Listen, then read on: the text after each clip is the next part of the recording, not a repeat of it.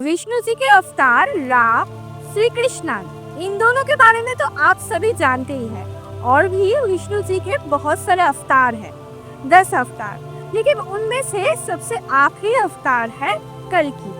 क्या आप जानते हो कल्कि के बारे में? अगर नहीं जानते हो और जानना चाहते हो तो मेरे साथ इस वीडियो में बने रहिए, क्योंकि आज हम कल्कि के बारे में छोटे डिटेल्स को लेके बात करेंगे। हम लोग जानेंगे कल्कि है कौन, कल्कि कैसे आएगा और कब आएगा, और भला क्यों विष्णु जी कल्कि अवतार लेके ही इस धरती में फिर से जन्म लेंगे, उसके पीछे का उद्देश्य क्या है, और कल्कि आने के बाद क्या क्या चेंजेस होगी, ये सारी चीजों के बारे में आज हम जानेंगे। और हम लोग बहुत ही रहस्यमय चीजों के बारे में भी इस वीडियो में जानेंगे। तो ये सिर्फ एक वीडियो नहीं, ये है एक रहस्यमय यात्रा। अगर आप लोग इस यात्रा में शामिल होना चाहते हो तो सभी को स्वागत है मेरे चैनल पे। नमस्ते, मैं हूँ Shreya and welcome back to my channel. तो जैसे कि आप सभी को पता है, विष्णु जी हर एक युग में नया नया अवतार लेके इस धरती में आए हैं। उनके हर एक युग में इस धरती में आने के पीछे कुछ ना कुछ कारण थी जो हम लोगों को एक सीख देके जाती है, जैसे कि श्री राम, श्री कृष्णा, और भी बहुत सारे रूप हैं विष्णु जी की। तो हम सबसे पहले विष्णु जी की श्री राम रूप को लेकर चर्चा करेंगे। त्रेता युग में जब रावण का अहंकार, उसका अत्याचार चरम सीमा पे था, जब देव भी रावण के अत्याचार से डर गए थे, तब हमारे विष्णु जी राम अवतार लेके इस धरती में जन्म लिए। राम जी हम लोगों को सिखाता है कि मर्यादा में रहा कैसे जाता है, मतलब मर्यादा में रह के कैसे धर्म निभाना चाहिए, कैसे दुष्टों का विनाश करना चाहिए, कैसे पाप का नाश करके फिर से धर्म का पुनर्प्रतिष्ठा करना चाहिए, ये हमें सिखाते हैं राम जी। राम जी के अगर जीवन देखेंगे तो आप बहुत अच्छे से मर्यादा को समझेंगे कि मर्यादा में रहना कैसा होता है और पिता माता का आज्ञा पालन कैसे किया जाता है। राजा दशरथ की पुत्र होके भी राम 14 साल वनवास में बिताए थे, क्योंकि वो उसकी पिता की आज्ञा थी। और रामायण से हमें भाईचारा भी सीखने को मिलता है। देखिए, राम जी तो पिता का आज्ञा पालन करने के लिए वनवास में गए थे, लेकिन लक्ष्मण जी अपने भाई को कभी भी अकेला नहीं छोड़ना चाहते थे, इसलिए वो भी राज्य सुख उसकी पत्नी को छोड़ के राम जी के साथ गए थे वनवास में। यहाँ पे हम लोग ये देख सकते हैं कि भाइयों का साथ निभाना कैसे होता है। लक्ष्मण जी हर एक समय, हर एक कठिनाई में राम जी का ढाल बन के उनके साथ खड़े थे। तो सिर्फ राम जी ही हमें मर्यादा में रहना ही नहीं, बल्कि भाइयों के प्रति कैसे अपना प्रेम, कैसे अपना कर्तव्य अदा करना चाहिए, वो भी हमें सिखाता है। फिर आता है द्वापर युग। द्वापर युग में विष्णु जी जन्म लेते हैं श्री कृष्णा में। श्री कृष्णा की तो जीवन की हर एक मोड़ पे, हर एक छोटी छोटी कहानियां हमें कुछ ना कुछ सीख देती है। कृष्णा जी के जन्म से लेके उनकी मृत्यु तक हर एक चीज हम लोगों को सिखा के जाता है कुछ ना कुछ। जब कंस का अत्याचार चरम सीमा पे थी, तब हमारे विष्णु जी कृष्णा रूप में जन्म लिए थे। लेकिन श्री कृष्णा जी का मेन उद्देश्य सिर्फ कंस को वध करना नहीं था, वो हमें देके गया था गीता का ज्ञान। श्री कृष्ण जी हमें सिखाते हैं रणभूमि में कैसे डट के सामना किया जाता है। राम जी तो हमें भाइयों के प्रति प्रेम सिखा के गए थे, लेकिन श्री कृष्णा जी ये साबित कर दिया, अगर आपके भाई या फिर आपके रिश्तेदार गलत हो, अगर वो धर्म को विनाश कर रहे हो, तो उनको सबक सिखाने के लिए, उनको धर्म की राह में लाने के लिए शस्त्र उठाना भी जरूरी है। चाहे आपके सामने आपकी भाई या फिर आपके रिश्तेदारी ही क्यों ना हो, आपको शस्त्र उठाना पड़ेगा धर्म को प्रतिष्ठा करने के लिए। तो कैसे विष्णु जी हमें दोनों चीजें इक्वली सिखा के गए हैं कि अगर कोई आपके रिश्तेदार, भाई या कोई भी गलत हो तो वहाँ पे गलत बोलना चाहिए। अधर्म चल रहा है तो उस अधर्म को बंद करना चाहिए। आज के टाइम पे, आज के जमाने पे युद्ध करके, अस्त्र शस्त्र दिखा के कुछ भी करना पॉसिबल नहीं है, क्योंकि अभी युद्ध या फिर अमानविकता सिर्फ भाई भाई या फिर रिश्तेदारों में सीमित नहीं है। ये इंसानों के अंदर तक पहुंच गई है। मतलब इंसान खुद के अंदर ही गलत और सही दोनों है। आजकल के युग में गलत चीज को बराबर ज्यादा दिया जा रहा है, इसलिए कल्कि आएगा इस कलयुग को खत्म करके फिर से सत्य युग को प्रतिष्ठा करने। तो हम बोल दिए कि कल्कि आएगा, लेकिन हमको कैसे पता कल्कि आएगा? कल्कि के बारे में बहुत सारा वर्णना किया गया है प्राचीन ग्रंथों में। ठीक है, बहुत सारे ग्रंथों में, विष्णु पुराण से लेके बहुत सारे ग्रंथों में कल्कि का उल्लेख किया गया है। तो विष्णु पुराण के अनुसार कल्कि, जो कि है विष्णु जी के दसम अवतार, वो आएंगे जब धरती में अधर्म अंधकार चरम सीमा पे होगी, जहाँ पे पेड़ की एक पत्ती तक नहीं दिखाई देगी, जहाँ पे गंगा पूरा सूख जाएगा, लोग एक बूंद पाने के लिए तरसेंगे, जहाँ पे एक फल और फूल को देखने के लिए भी मनुष्य तरस जाएंगे। तब के समय में कैसे एक फूल और कैसे फ्रेश फल ये सब होता है, इंसान नहीं जान पाएंगे। इतना ज्यादा टेक्नोलॉजी बढ़ रहा है, इतना ज्यादा पोल्यूशन बढ़ रहा है। नहीं, टेक्नोलॉजी से हम लोगों को कोई दिक्कत नहीं है। जिंदा रहने के लिए, सरवाइव करने के लिए टेक्नोलॉजी बहुत ज्यादा जरूरी है, लेकिन उसका सही उपयोग करना उससे भी ज्यादा जरूरी है। जितना इंसान टेक्नोलॉजी ला रहा है, उससे अधिक वो उसका मिसयूज कर रहा है, जिसकी वजह से ये धरती अभी संकट में है। कैसे आप देख सकते हैं, एयर पोल्यूशन से लेकर वाटर पोल्यूशन कितना ज्यादा बढ़ चुका है। कई जगह पे पेड़ों, फिर जंगल काट के वहाँ पे बड़े बड़े प्लॉट, वहाँ पे बड़े बड़े कारखाना, फैक्ट्रीज बनाया जा रहा है। इससे क्या हो रहा है कि ऑक्सीजन की लेवल बहुत ज्यादा कम हो चुकी है। आप किसी बड़े शहर में जाओगे, आपको महसूस होगा वहाँ पे ऑक्सीजन का लेवल कितना कम है। वहाँ पे पेड़ बहुत ज्यादा कम है, लेकिन पॉल्यूशन बहुत ज्यादा है। और बड़े बड़े फैक्ट्रीज का धुआं, गाड़ियों का धुआं, मतलब बहुत ही ज्यादा पोल्यूटेड। अभी ऐसा सिचुएशन है। कलयुग अभी उसकी नर्सरी पे है, मतलब अभी भी छोटा है। जब धीरे धीरे कलयुग बढ़ेगा, तब पोल्यूशन, ये सब डर्ट और भी ज्यादा बढ़ेगा, और भी ज्यादा जीना मुश्किल होना शुरू करेगा। हर एक चीज रोबोटिक बन जाएगी। इंसान के अंदर से फीलिंग्स, इमोशन, प्यार, दुख, दर्द सब कुछ खत्म हो जाएगा। सब कुछ एक रोबोटिक वे में चलाएगा। तब ना ही तो इंसान में इंसानियत होगी, ना ही कोई रिश्ते का दाम होगा, ना ही कोई धर्म की चर्चा होगी। धर्म की चर्चा तो दूर की बात है, धर्म नाम की कोई चीज भी इंसान भूल जाएंगे, जहाँ पे देव देवियों के नाम तक इंसान याद नहीं रखेगी। ठीक है, सब कुछ एक रोबोटिक वे में आ जाएगा। उस समय धरती में सरवाइव करना भी बहुत चैलेंजिंग हो जाएगा, क्योंकि चारों तरफ गंदगी, धुआं से भर जाएगा। इंसान को आर्टिफिशियल ऑक्सीजन का यूज करना पड़ेगा। आप सोच सकते हो कि दुनिया कितना ज्यादा पोल्यूटेड हो जाएगा कि इंसान खुद की मर्जी से सांस तक नहीं ले पाएगा। आर्टिफिशियल ऑक्सीजन, आर्टिफिशियल वाटर, ये कितना दिन तक सरवाइव कर पाएगा इससे इंसान? तब विष्णु जी के दसम अवतार कल्कि इस धरती में जन्म लेंगे, इस धरती को फिर से उद्धार करने के लिए, फिर से एक नया सत्य युग का प्रतिष्ठा करने के लिए। अब हम जानेंगे कल्कि कहाँ पे और कैसे जन्म लेंगे, क्योंकि पृथ्वी तो बहुत ज्यादा पोल्यूटेड हो चुकी होगी, बहुत ज्यादा करप्टेड हो चुकी होगी। तो कल्कि कैसे जन्म ले सकता है, विष्णु जी कैसे जन्म ले सकता है उस जगह पे? नहीं, विष्णु जी वहाँ पे जन्म नहीं लेंगे। विष्णु जी जन्म लेंगे संभाला नाम की एक गांव पे, जो इस पूरी धरती से सेपरेटेड है।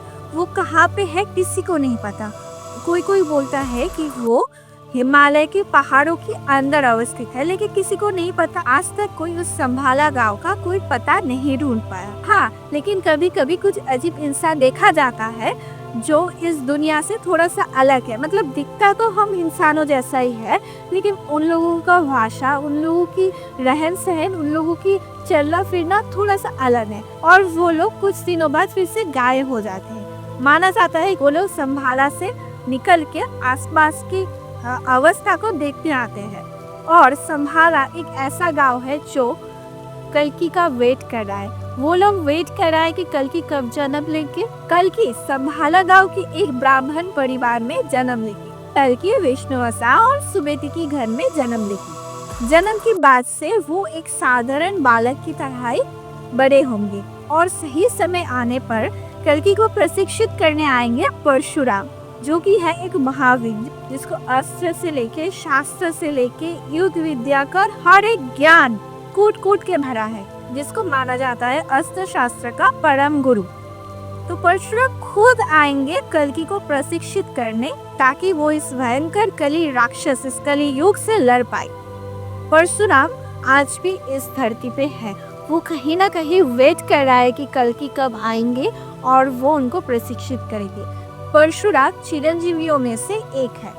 परशुराम अभी भी इस धरती में जिंदा है, घूम रहा है, लेकिन कहाँ है, कैसे, किसी को नहीं पता। हाँ, कोई कोई स्टेटमेंट देता है कि परशुराम जी को वो लोग देखे हैं, लेकिन कहाँ पे, कैसे, किसी को नहीं पता। महाभारत से लेके अभी तक परशुराम इस धरती में क्यों है? क्योंकि वो कल्कि को प्रशिक्षित करेंगे, ताकि वो फिर से इस कलयुग को खत्म करके एक नया सत्ययुग का प्रतिष्ठा कर पाए। कल्कि बचपन से साधारण बालक के रूप में बड़े होंगे और उनको मिलेगा एक दिव्य घोड़ा जिसका नाम है देवदत्ता। वो कोई साधारण घोड़ा नहीं है, वो आसमान में उड़ सकता है, जो एक सफेद और बहुत ही ताकतवर एक घोड़ा है, जो कल्कि के साथ हमेशा रहेंगे। कहा जाता है कि जब कल्कि अपने देवदत्ता पे सवार होके हाथ में तेज चमकता हुआ तलवार लेके सफेद वस्त्र पे इस धरती में आएंगे, तो देवता भी उनको प्रणाम करेंगे। उनका रूप की तेज से ही अंधेरा कहीं हद तक मिट जाएगा। और देवदत्ता जो है कल्कि का वाहन, कल्कि का घोड़ा, वो कोई साधारण घोड़ा तो है नहीं, वो आसमान में उड़ सकता है। देवदत्ता जिसका वेग वज्र से भी कहीं गुण ज्यादा है, वो वज्र की गति से भी ज्यादा तेज उड़ सकता है। मतलब आप सोच सकते हैं कल्कि की वाहन ही कितना पावरफुल है, तो कल्कि भी कितना ज्यादा पावरफुल होंगे। लेकिन बात यह है कि कलयुग में अस्त्र शस्त्र से युद्ध करके कुछ नहीं होगा, क्योंकि आजकल बुराई तो इंसानों के अंदर है। अगर कल्कि को इस अंधकार को मिटाना है, फिर से धर्म का प्रतिष्ठा करना है, तो कल्कि को इंसानों के माइंड को चेंज करना होगा। सिर्फ अस्त्र शस्त्र उठाने से कुछ नहीं होगा। इंसानों के अंदर की राक्षस को फिर से खत्म करके सत्ययुग प्रतिष्ठा करेंगे हमारे कल्कि भगवान, जो कि है विष्णु जी के अंतिम अवतार। बहुत सारे ग्रंथों में तो कल्कि का उल्लेख है, इवन कि बहुत सारे स्कल्पचर, बहुत सारे मंदिरों में भी मतलब स्कल्पचर में कल्कि का वर्णना मिलती है। आप लोगों को क्या लगता है कल्कि कब आए? मुझे कमेंट सेक्शन में ज़रूर बताइएगा, क्योंकि अभी से जिस प्रकार से दुनिया पोल्यूटेड होने लगी है, जिस प्रकार से इंसान के अंदर से इंसानियत चली गई है, तो मुझे नहीं लगता है कल्कि के आने में ज़्यादा देर नहीं है। आपकी क्या राय है मुझे ज़रूर बताना, क्योंकि जिस हिसाब से इंसान इंसानों को खून कर रहे हैं, जैसे इंसान नरपिशाच बन चुके हैं, तो कल्कि का आना तो तय है बहुत ही जल्दी। लेकिन पुराणों के अनुसार, पुराने ग्रंथ के अनुसार, विष्णु पुराण के अनुसार कल्कि आने में अभी भी देर है, लेकिन मुझे तो नहीं लगती, क्योंकि जिस हिसाब से अन्याय अविचार चल रहा है, कल्कि बहुत ही स्ट्रिक्ट, बहुत ही जल्दी हमारे बीच आएंगे। और एक बड़ी बात, हम खुद कहीं ना कहीं हम खुद जिम्मेदार हैं इस धरती को इस अंधकार के दीप में धकेलने के लिए। ठीक है, हम इंसान पेड़ काट रहे हैं, हम इंसान पानी की जो जलश है उसको बुझा रहे हैं, हम लोगों के अंदर से इंसानियत दूर जा रही है। तो इसके लिए कहीं ना कहीं हम लोग की इससे कहीं ना कहीं हम लोग की बहुत ही ज़्यादा इन्वॉल्व में इस धरती को खराब करने के लिए। तो अगर आप चाहते हो कि कल्कि भगवान को आप इस धरती को पुनरुद्धार करने में कल्कि भगवान के साथ हो, तो आप आपके अंदर की मैलता को पहले हटा, खुद को पहले पवित्र बनाओ, अपने रहन सहन, अपने इमोशंस, अपने रिश्ते, सब कुछ बहुत ही अच्छी तरह से टैकल करो। ऐसा नहीं है कि कल्कि भगवान आएगा, सब खत्म करेगा और नया सत्ययुग शुरू करेगा, ऐसा नहीं होता है। हम सभी को अपने आप में चेंजेस लाना पड़ेगा। धीरे धीरे हम लोगों को इस धरती को बचाना होगा। ठीक है, धरती ने हम लोगों को क्या कुछ नहीं दिया, ऑक्सीजन, खाना, पानी, सब कुछ दिया है, लेकिन हम क्या करें, उसी धरती को डिस्ट्रॉय करने के लिए लगे पड़े हैं। तो हम सभी को बहुत ज़्यादा कॉन्शियस होना पड़ेगा और इस धरती को बहुत ही अच्छे से सुरक्षित रखना पड़ेगा।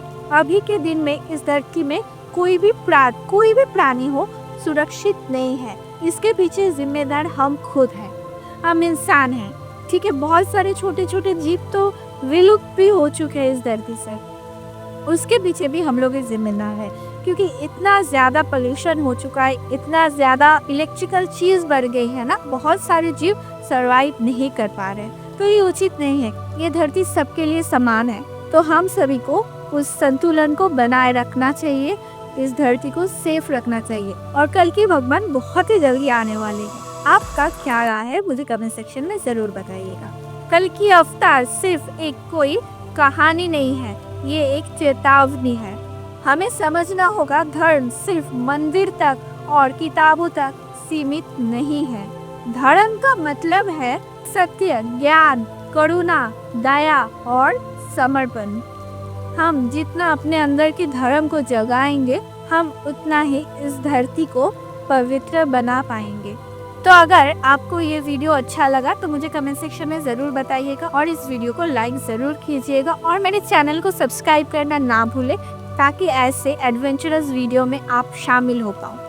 और हाँ, मेरे कमेंट सेक्शन में बहुत सारे लोग कमेंट किए हैं कल की जल्दी ही आने वाले हैं, और कई लोग कमेंट किए कि कल की आ चुका है।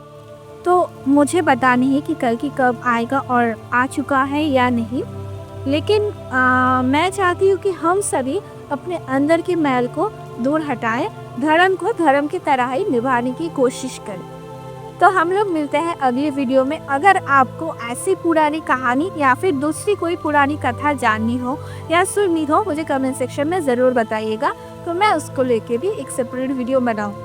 और मेरे चैनल में कल की को लेके और भी डिटेल्स वीडियो है जो मैं डिस्क्रिप्शन में ज़रूर डाल दूँगी।